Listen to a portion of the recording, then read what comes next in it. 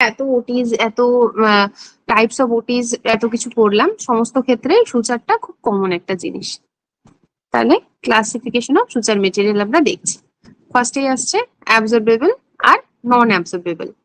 ঠিক আছে, অ্যাবজর্বেবল এর মধ্যে কি ব্রেডেড আর মোনোফিলামেন্ট, দুটোর ক্ষেত্রেই আসছে একই, ব্রেডেড আর মোনোফিলামেন্ট।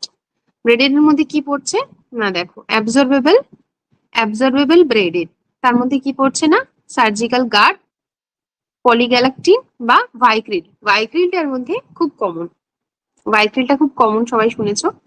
তারপর কি অ্যাবজর্বেবল সুচারের মধ্যে। আর মোনোফিলামেন্টের মধ্যে কি পড়ছে, এই যে পলিগ্লিক্যাপ্টন, মোনোক্রিল, পলিডায়োক্সেনন আর পিডিএস। এর মধ্যে এই মোনোক্রিল আর পিডিএস এই দুটো সব থেকে কমন। আবার কি নন অ্যাবজর্বেবল।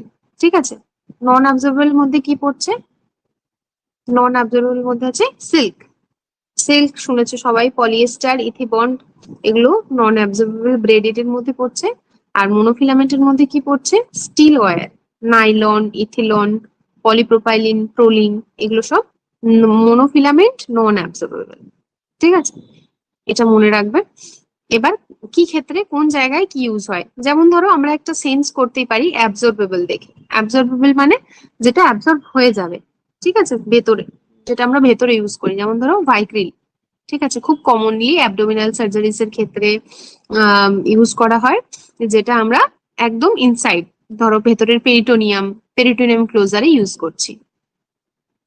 মোনোক্রিল আমরা কিছু কিছু ক্ষেত্রে দেখি, আগে আমরা দেখতাম কি যে ধরো আমি খুব কমন একটা এক্সাম্পল দিচ্ছি, ধরো সিজারিয়ানের ক্ষেত্রে। ঠিক আছে, এলএসসিএস হলো, এলএসসিএস এর ক্ষেত্রে আমরা আগে দেখতাম কি না, কিছু পেশেন্টের আগে দেখতাম না, আমি এভাবে বলি যে কিছু পেশেন্টের আমরা দেখি যে 7 দিন বা 10 দিন পর দেখি আমরা সুচার কাট করতে লাগে। ঠিক আছে, suture cutting, suture cutting scissor দিয়ে পেশেন্ট সুচার কাট করা হয়, তারপর পেশেন্ট বাড়ি যাচ্ছে ডিসচার্জ হয়ে। ঠিক আছে, তাহলে সেক্ষেত্রে আমরা কি দিয়ে স্কিন ক্লোজার হয়, এই যে এথিলন, ধরো এথিলন দিয়ে স্কিন ক্লোজার হয়েছে, এথিলন দিয়ে।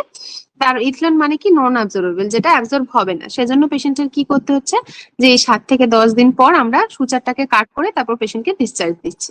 ঠিক আছে, কিন্তু ধরো মোনোক্রিল দিয়ে হয়েছে, মোনোক্রিল দিয়ে পেশেন্টের যে কোথায় কোন জায়গাটায় মোনোক্রিল দিয়ে লাস্ট একদম সুচার হচ্ছে, আমরা যেটা উপর থেকে দেখলে মনে হয় যে বাবা সুচার তো করেইনি মনে হচ্ছে দেখে, কারণ কি পেশেন্টের যে স্কিনের পরে আমাদের যে এপিডার্মিস লেয়ারটা থাকে, সেই এপিডার্মিস লেয়ারটাতে এই মোনোক্রিল দিয়ে সুচার করা হয়। তার ফলে কি এটা অ্যাবজর্বেবল, তাই জন্য এটা এই যে 7 থেকে 10 দিনের পর যে কাট করার ব্যাপারটা, সেটা কিন্তু এক্ষেত্রে থাকে না, কারণ এটা অ্যাবজর্বেবল হয়। ঠিক আছে, এবার আমরা একটু ক্লাসিফিকেশন, এই যে আমরা দেখলাম, এবার বিভিন্ন ধরনের ক্লাসিফিকেশন হয়, যেমন ধরো বেসড অন অরিজিন, যেটা ন্যাচারাল বা আবার সিনথেটিক হয়। ঠিক আছে, বেসড অন স্ট্রাকচার, এই মোনোফিলামেন্ট, মাল্টিফিলামেন্ট, এই যে আমরা পড়লাম মোনোফিলামেন্ট, এই যে মোনোফিলামেন্ট আর মাল্টিফিলামেন্ট মানে হচ্ছে ব্রেডেড। ঠিক আছে, তারপর কি না, এই অ্যাবজর্বেবল আর নন অ্যাবজর্বেবল একই জিনিস, বিভিন্ন ভাবে আমরা এটাকে ডিভাইড করতে পারি। আর বেসড অন মেটেরিয়াল কি, মেটালিক, প্লাস্টিক, লিকুইড, মানে এটা গার্ড, যেটা গার্ড দিয়ে যেটা হয়। ঠিক আছে, মেটালিকের মধ্যে আমরা কি বলতে পারি, এই যে স্টিল ওয়্যার যেটা হচ্ছে। ঠিক আছে, আচ্ছা, এই অ্যাবজর্বেবল সুচারের মধ্যে কি মানে আমরা একটু জাস্ট ডিটেলটা দেখে নিই। অ্যাবজর্বেবল এর মধ্যে কি না, suture that degrades and loses its tensile strength within 60 days. It generally considered to be absorbable. ঠিক আছে, তার মধ্যে কি পড়ছে না, ক্যাটগাট, এটা প্লেন হয় আর ক্রোমিক। তারপর কি না, রিকনস্টিটিউটেড কোলাজেন। তারপর পলিগ্লাইকোলিক অ্যাসিড, পিজিএ যেটা হয়, ডেক্সন, এগুলো আমরা নাম শুনেছি। পলিগ্ল্যাকটিন 9-10 মানে যেটা আমরা ভাইক্রিল বলে জানি, ভিক্রিল বা ভাইক্রিল বলে। তারপর কি পলিডায়োক্সানন, যেটা পিডিএস বলি আমরা। ঠিক আছে, এটা কি না অ্যাবজর্বেবল এগুলোর মধ্যে পড়ছে, যেটা 60 ডেজ এর মধ্যে ন্যাচারালি ডিগ্রেড হয়ে যায়। আচ্ছা, তারপর কি ক্যাটগাট, ধরো। ঠিক আছে, ক্যাটগাট কি না, made up of sterilised submucosa of small intestine of sheep, সিপের সাবমিউকোসা থেকে তৈরি হয়। ঠিক আছে, এটাকে আমরা বলছি ক্যাটগাট। ঠিক আছে, তারপর কি প্লেন ক্যাটগাট, প্লেন ক্যাটগাটে কি হয়, হ্যাঁ, প্লেন ক্যাটগাটে কি হচ্ছে না, যেটা 5 to 10 ডেজ অ্যাবজর্পশন টাইমটা থাকছে 5 to 10 ডেজ। আর ক্রোমিক ক্যাটগাটের ক্ষেত্রে কি হচ্ছে না 10 to 40 ডেজ কোটেড উইথ। ক্রোমিকটা কাকে বলছি, যে ক্রোমিয়াম ট্রাইঅক্সাইড দিয়ে কোটেড থাকছে, সেজন্য বাস আমরা এটাকে ক্রোমিক ক্যাটগাট বলছি। ঠিক আছে, আচ্ছা ভাইক্রিল, ভাইক্রিল কি হচ্ছে না কোটেড উইথ ট্রাইক্লোসান, মানে অ্যান্টিব্যাকটেরিয়াল কোটিং থাকে। ভাইক্রিলের মধ্যে অ্যান্টিব্যাকটেরিয়াল একটা কোটিং থাকে, যেটা কি না ট্রাইক্লোসান দিয়ে একটা কোটিং থাকে। সফট টিস্যু সুচারিং এর জন্য ভাইক্রিল ইউজ করা হয়, যেমন পেরিটোনিয়াম।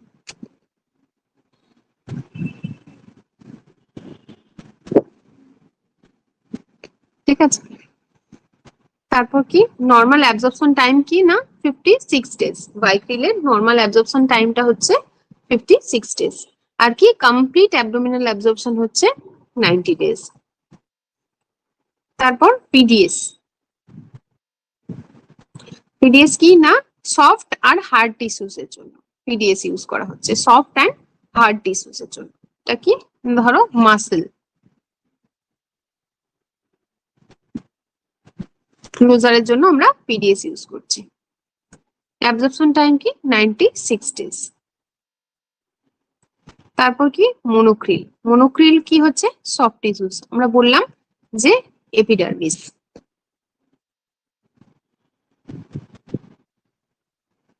এপিডার্মিস ক্লোজারের জন্য আমরা মনোক্রিল ইউজ করতে পারি। তার অ্যাবজর্পশন টাইম কত 15 to 30 ডেজ।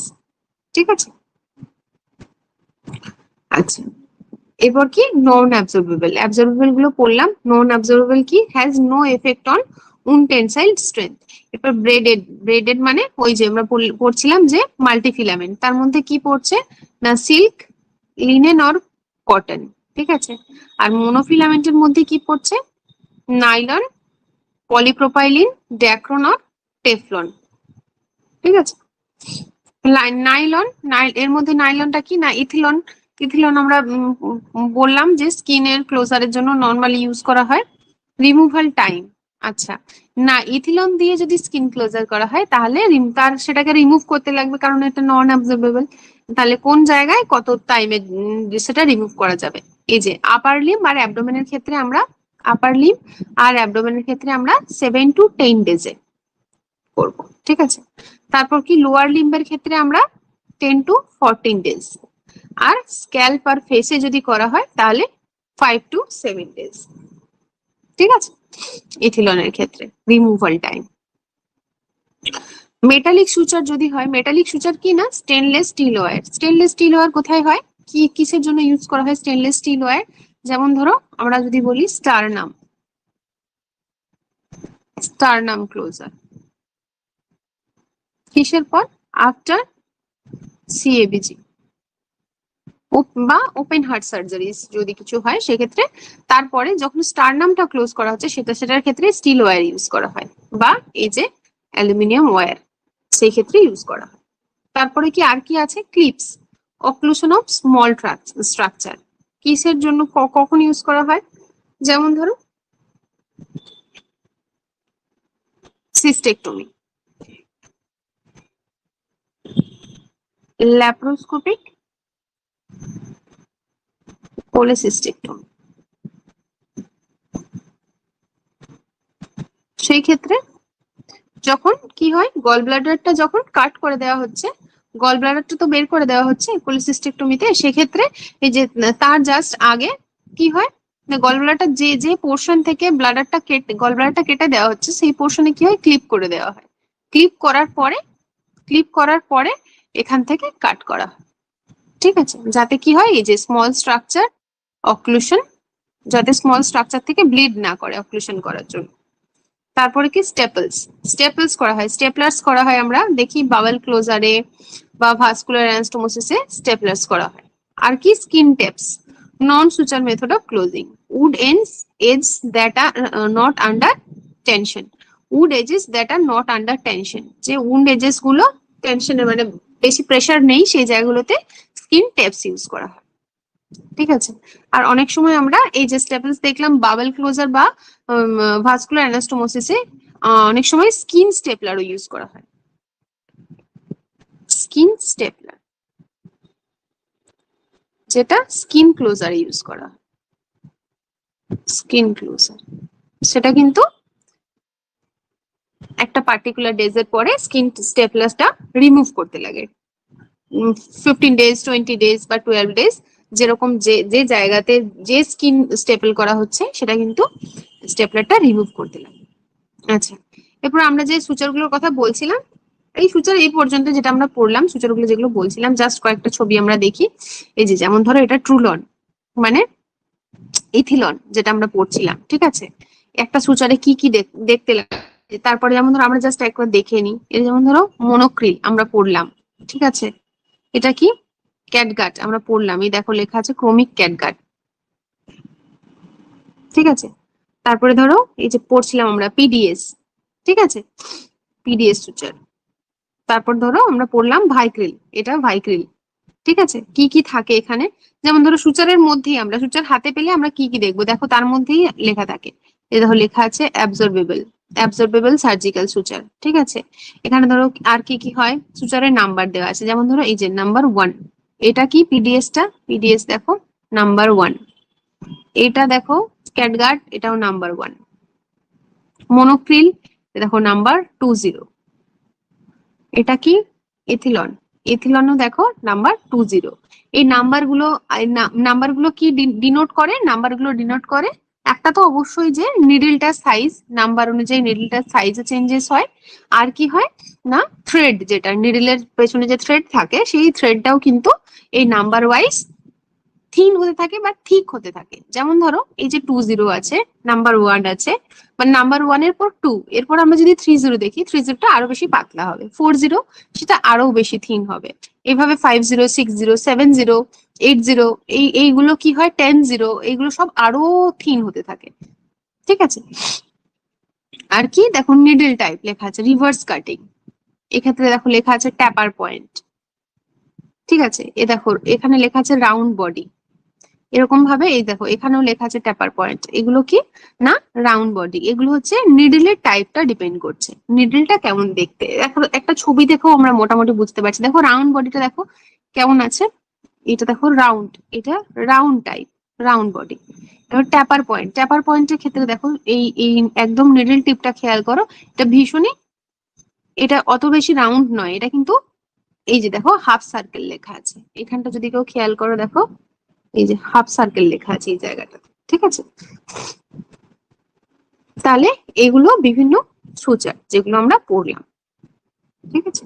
এই দেখো পিডিএস এ লেখা আছে এটা অ্যাবজর্বেবল, ক্যাটগাট, ক্যাটগাটে লেখা আছে অ্যাবজর্বেবল, ঠিক আছে। মনোক্রিল অ্যাবজর্বেবল, এই দেখো ইথিলনে লেখা আছে স্টেরাইল নন অ্যাবজর্বেবল, ঠিক আছে। তাহলে একটা সুচারের প্যাকেট দেখলে আমরা সুচারের সম্বন্ধে ডিটেল জানতে পারবো।